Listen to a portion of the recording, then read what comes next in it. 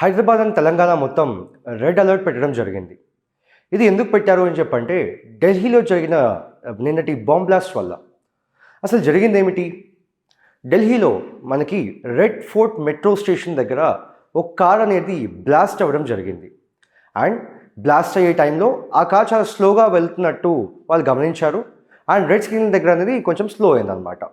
So Delhi police UAPA act కింద case file చేశారు.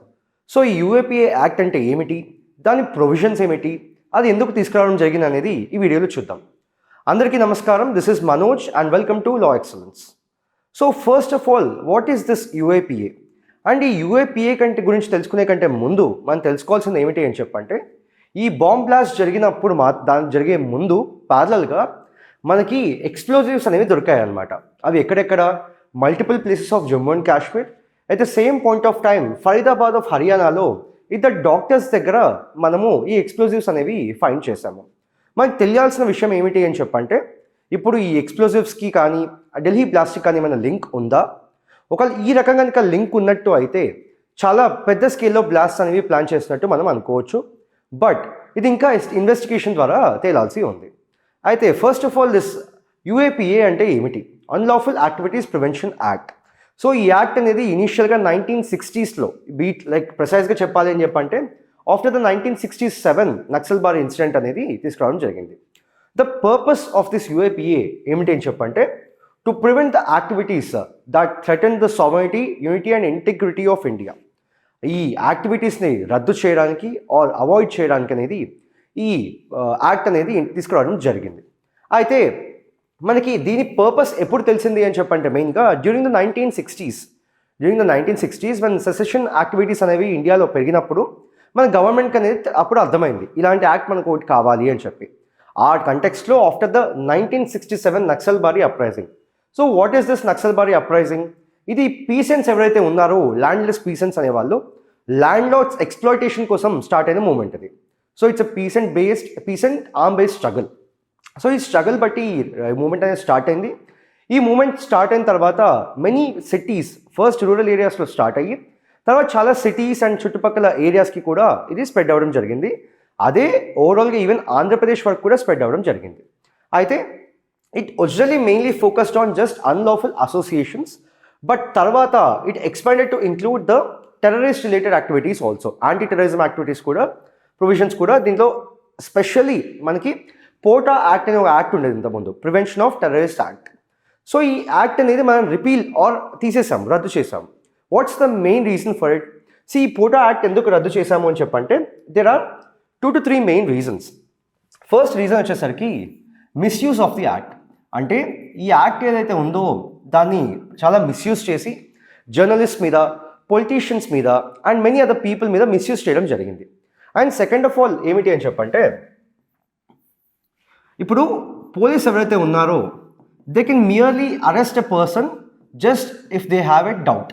అంటే జస్ట్ ఎవరి మీద ఇలాంటి అన్లాఫుల్ యాక్టివిటీస్ చేస్తారని డౌట్ వచ్చినా కానీ పోలీస్ వాళ్ళని అరెస్ట్ చేయొచ్చు అనమాట. So it is violating the article 21 of the Indian constitution. So article 21ని వైలేట్ చేయడం వల్ల ఇది ఇంకొక concern.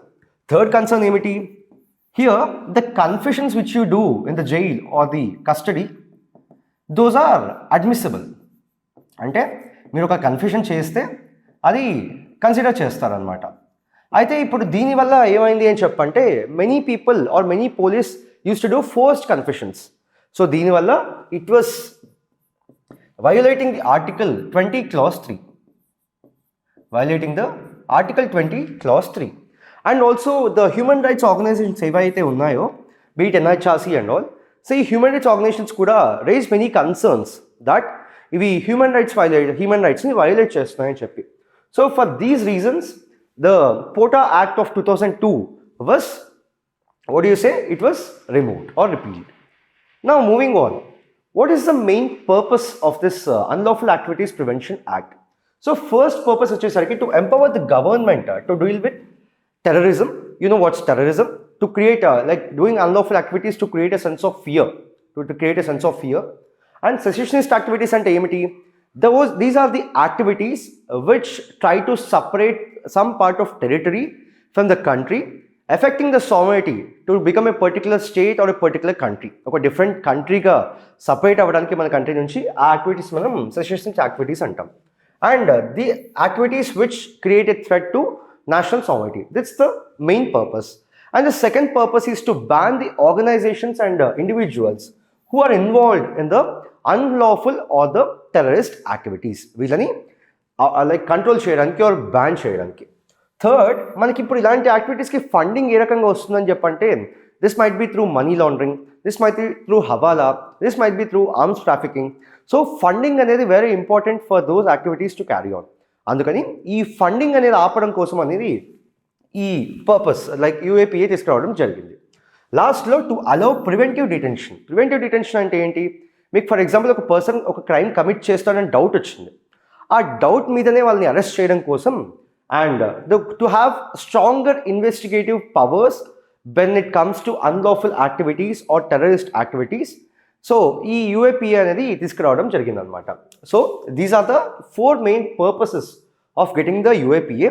Now let us see what are the key provisions even after the amendments. అంటే అమెండ్ చేసిన తర్వాత ఆర్ అమెండ్ చేసిన తర్వాత ఆర్ ఫస్ట్ నుంచి తీసుకున్న యాక్ట్ పరంగా చూసుకుంటే కీ ప్రొవిజన్స్ ఏంటి అవి ఇప్పుడు చూద్దాం.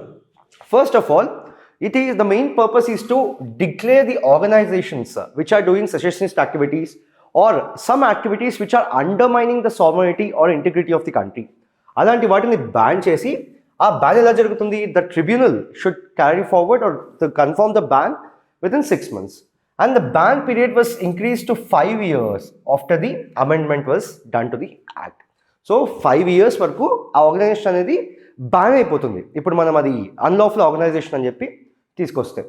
Now what does A terrorist act mean? అసలు టెర్రరిజం అనేది ఒక డెఫినేషన్ ఉండాలి కదా. సో టెర్రరిజం అనేది దేన్ని అంటాం?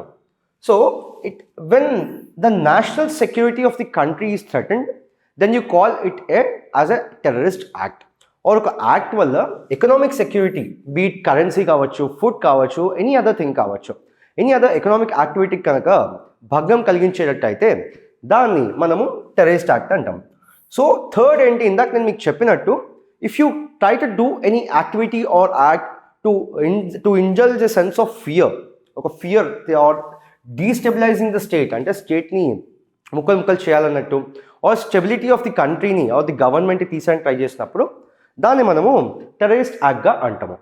నా ఇంతకుముందు ఏమయ్యేది అని చెప్పంటే, we used to only declare or ban organisations as the అన్లాఫుల్గా బ్యాన్ చేసేవాళ్ళం. But after the amendment, now even the individuals can be labeled as terrorists without any trial. Without any trial, you can even name the individuals as the unlawful or terrorists. And special investigative and trial procedures. అంటే normal కేసులో మనకి police custody only 15 days వరకు ఉంటుంది. But ఈ UAPA కింద this custody will go up to 30 days.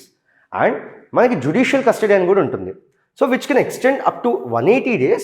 యూజువల్గా అదేంటి అని చెప్పంటే నార్మల్ కేసెస్లో అది 90 days మాత్రమే ఉంటుంది. Then NIA is empowered to investigate the UAPA cases nationwide. We have something called as the National Investigative Agency. So ఈ ఏజెన్సీ ఏదైతే ఉందో, ఈ రకమైన terrorist activities or the activities which are under the command of the UAPA, ఇవన్నీ కూడా మనకి NIA చేస్తుంది అనమాట. సో ఈ యాక్ట్లో కనుక మనం బెయిల్ ప్రొవిజన్స్ కనుక చూసుకున్నట్టయితే, first of all it's very difficult to get the bail in this act. ఎందుకు? Simple logic.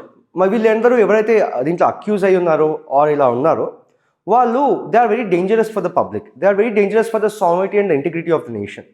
అందుకని వీళ్ళకి బెయిల్ అనేది ఈజీగా రాకపోవడం అనేది చాలా ఇంపార్టెంట్. అందుకని getting the bail is extremely difficult and the court must deny bail if the based on the prima facie evidence. So ఇనీషియల్గా ఏదైతే ఎవిడెన్స్ సబ్మిట్ అవుతుందో, ఆ ఎవిడెన్స్ సబ్మిట్ చేసిన దాన్ని బట్టి వాళ్ళకి కనుక ఒకవేళ ఇది లేదు వీళ్ళు అక్యూజ్డ్ అని తెలిస్తే, then the court must deny bail. And also the accused must prove innocence. అంటే నేను ఇన్నోసెంట్ అని చెప్పి తను ప్రూవ్ చేసుకోవాలి, తను ఇన్నోసెంట్ అని చెప్పి ప్రూవ్ చేసుకోవాలి without deep examination of evidence. అంటే ఎక్కువ డీప్గా వెళ్ళకుండా, ఎక్కువ టైం లేకుండా, the accused must be able to prove innocent without any deep examination. But ఈ లానే, ఈ based on the bail provisions, అందరూ హ్యూమన్ రైట్స్ ఆర్గనైజేషన్స్ ఏమంటాయి అని చెప్పంటే, ఇట్స్ ఎ వెరీ డ్రాకోనియన్ లా. అందుకే హ్యూమన్ రైట్స్ గ్రూప్స్ అని ఏవైతే ఉన్నాయో, మనల్ని దీన్ని క్రిటిసైజ్ చేస్తున్నాయి అనమాట. So this is all you need to know about the UAPA, unlawful activities prevention act. And ఇది మనం ఏ కంటెక్స్లో చూసాము అని చెప్పంటే ఢిల్లీ బ్లాస్ట్ కంటెక్స్లో చూసాము. So thank you so much for watching. Will be back again with another video tomorrow.